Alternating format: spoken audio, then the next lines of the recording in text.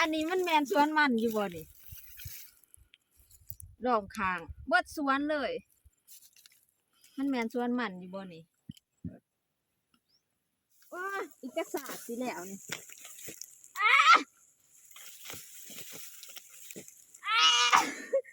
วันนี้ว่าได้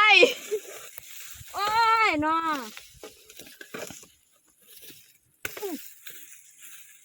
จบกัน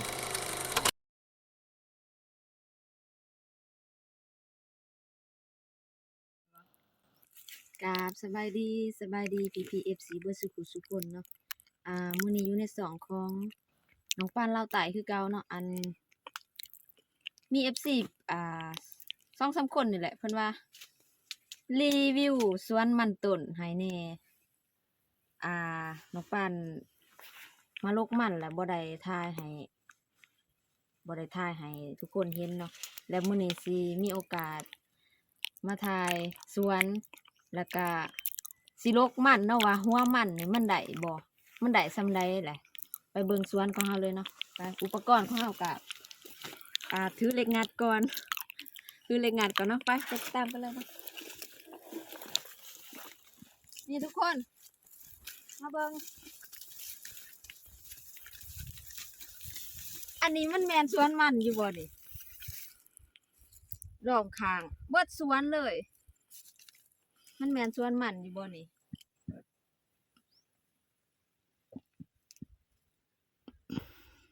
นี่มาเบิ่งหัวนำกันนี่เด้อสิโดมีอยู่บ่ล่ะบู๊สวนมันบ่นี่ขาดแล้วนี่ขาดแล้วพี่น้องโอ้เกือบฟงนั่นขาดปุ๊ดนั่นนี่สิหาจังได้อันนี้หาทางไหนอีกสี่ว่าหนูมุเอาแน่นี่ละคนเอ้ย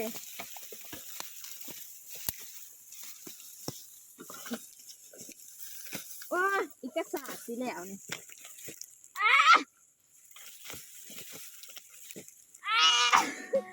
วันนี้ว่าได้โอ้ยเนาะ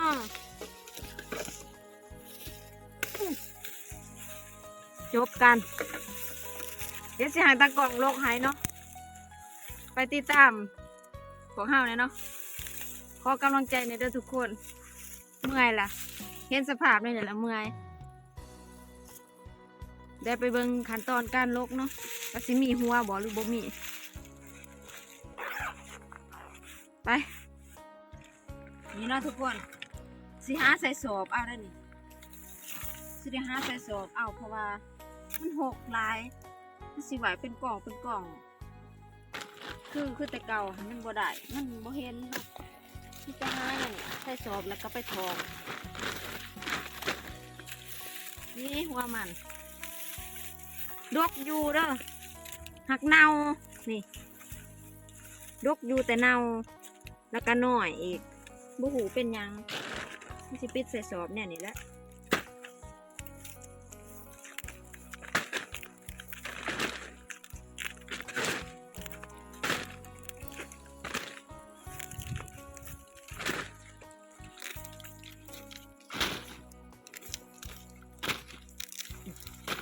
มาจากสิแล้วทุกคนเอ้ย3สิได้เงินมันบ่เป็นของง่ายดีได้นี่ได้3สิได้เงินบ่เป็นของง่าย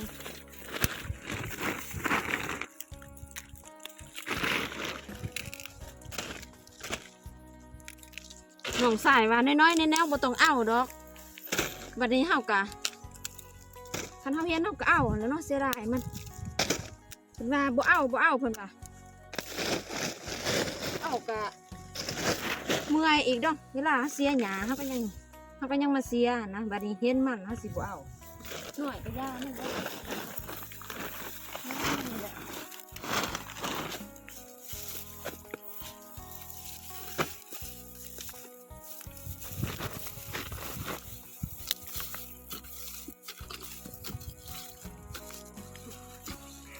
น น้องชายว่าบ่ให้ขุดหาเพิ่นว่าบัดแนวนี้นี่มันก็มีจังซี่กะนี่อ๋อหัวมันบ่นี่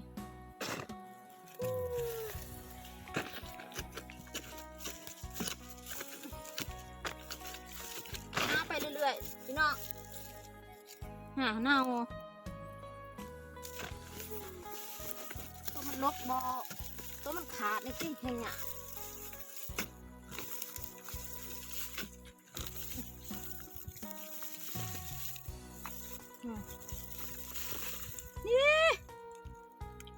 นี่ไม่สิเคยเห็นเนี่ย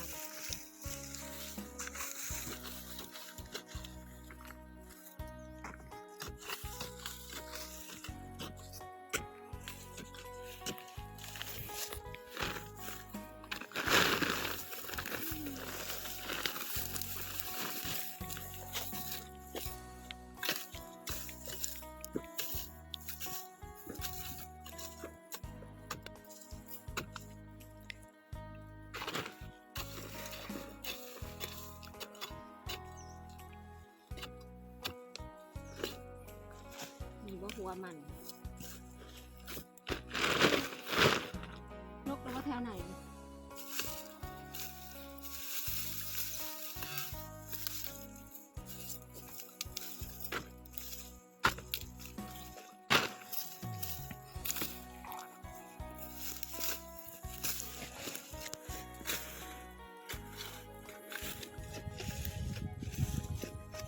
นี่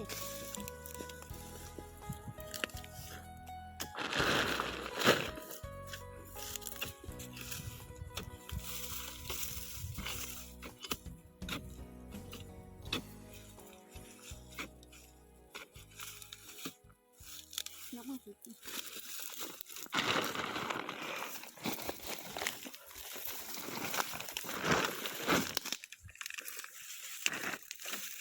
นี่ที่ว่าอีหยังเลยเน่าเบิ่งเน่าเบิดเลยจะเป็นอีหยังแต่จะแนวนี้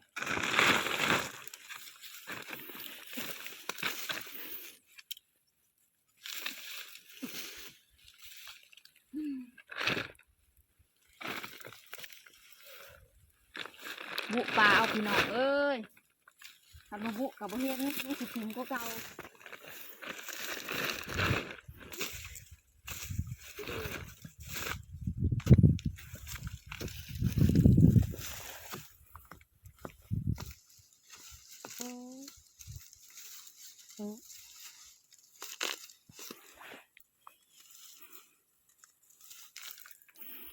ตัวใหญ่อยู่สุดใหญ่เลยนี่สุดใหญ่เลยนี่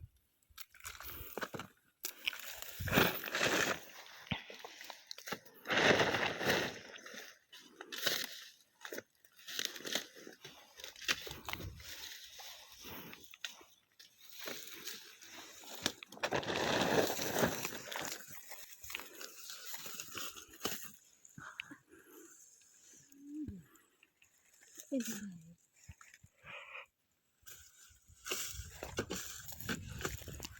บ่หามันบ่หาดอกเงาลายไม่ใช่หรอกมันไม่ใช่หรอกมันกกมัน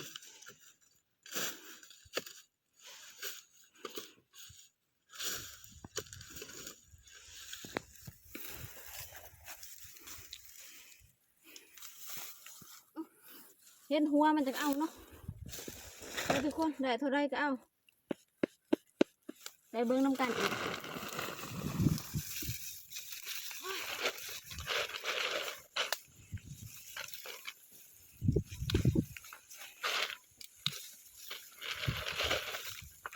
ที่ได้ใส่สูตรนี่ได้ทุกคนแบบบ่ใส่เสียมคุดเลยนะหาเอาเนี่ยนี่แหละตัวได้เห็นหัวมันก็หาตัวได้เห็นหัวมันก็เอาเนาะตัวได้บ่เห็นก็ปะเลยเมื่อยเห็นให้อยากตัวเองสร้างหนอใส่สำไรก็เอาสำนักเอาเห็นหัวจะสิจะเอาบ่เห็นแล้วบ่เอา ผื่อสิศอกสิหากับหัวเท่านี้นี่บ่เอาล่ะนี่เด็กน้อยๆนึงก็สิเคยกินเนี่ยบ่ได้เอาแหละแต่สำเร็จก็เอาปะมันหนึ่งแล้วสอบเลยจะคุดอีกไง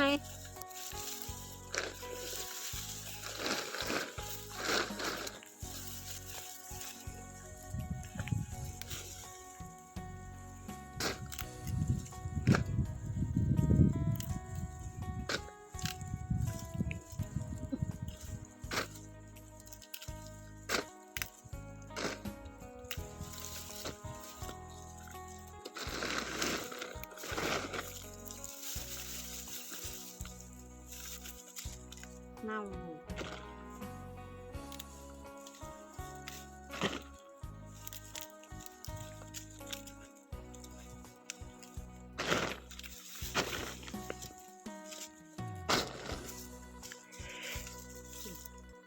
เปรี้ยวจะสิ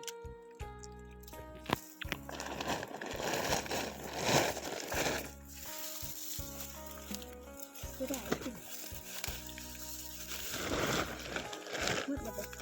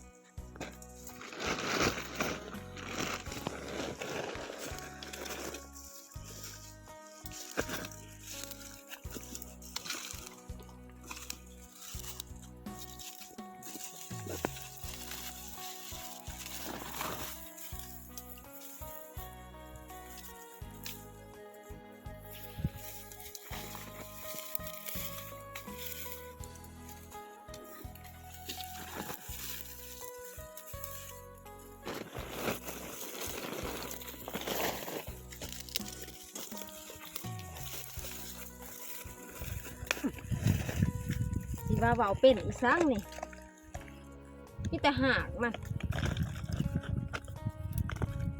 กายแนวตรงนี้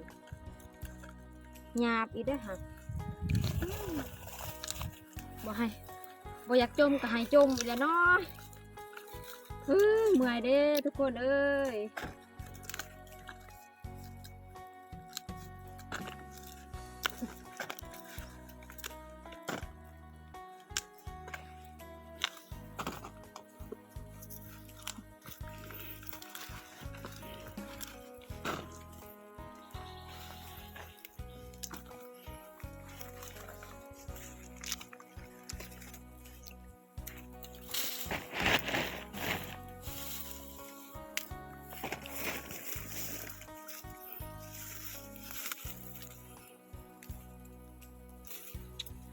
ไปทุกคนเอามันไปขายสิได้อันนั้นพักกินข้าวแล้วเนาะเมื่อยล่ะได้สำเร็จก็เอามันสนใจหัวมันดอกไปเมื่อทำมาเลยเบิ้งทุกทีว่าเนี่ยมันจะเก่าความว่ามันก็ไหวแค่นี้พวกไม่มันหรอกทุกคน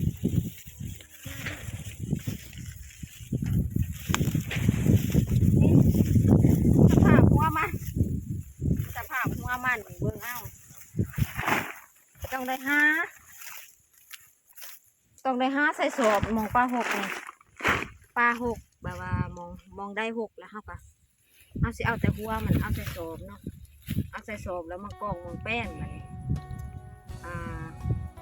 คันเขาสิยัดใส่กระสอบไว้เลยก็ย่านเขาลุกมันบ่ได้ตู้สีใส่สอบนี่มันสิเน่ามันหอดแล้วมันสิอัพนะทุกคนก็เลยเอาสมาถกไว้อีกแต่ยัดใส่กระสอบอีกบัดปันจังสิยัดใส่สอบอีกไว้ใส่นี้เพราะว่าใส่สอบหยาดมันเน่าก็เลยปัด ไปทุกคนกินข้าว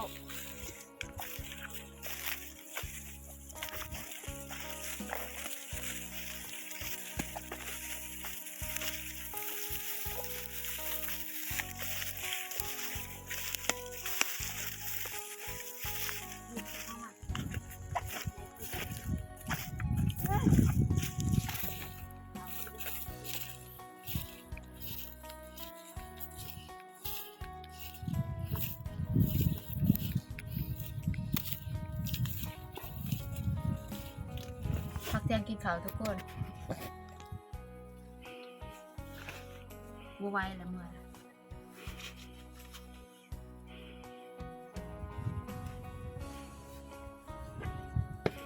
ผู้ใดที่ว่าอยากเฮ็ดมันเนาะบอกไว้เลยว่าถ้าอันหยาบ่ได้บ่ต้องเฮ็ดนี่ลาบแล้วเฮ็ดแต่ปีเดียวเนี่ยเศร้าแหละดินอันนี้ก็บ่แม่นว่าดินเฮาเองดอกเนาะดินปลาดินดงนี่แหละแต่ว่าอันมันเป็นดินประวางดินข้าวตะกี้ตะกอนนี่แหละบ่แม่นดินที่พ่ออีแม่ดอกดินปลาดินดงเนาะแต่ว่ามาทางเอ้าเนาะพอได้เฮ็ดมันก็เลยเป็นจังซี่แหละอย่างที่เห็นก็เลยบ่ได้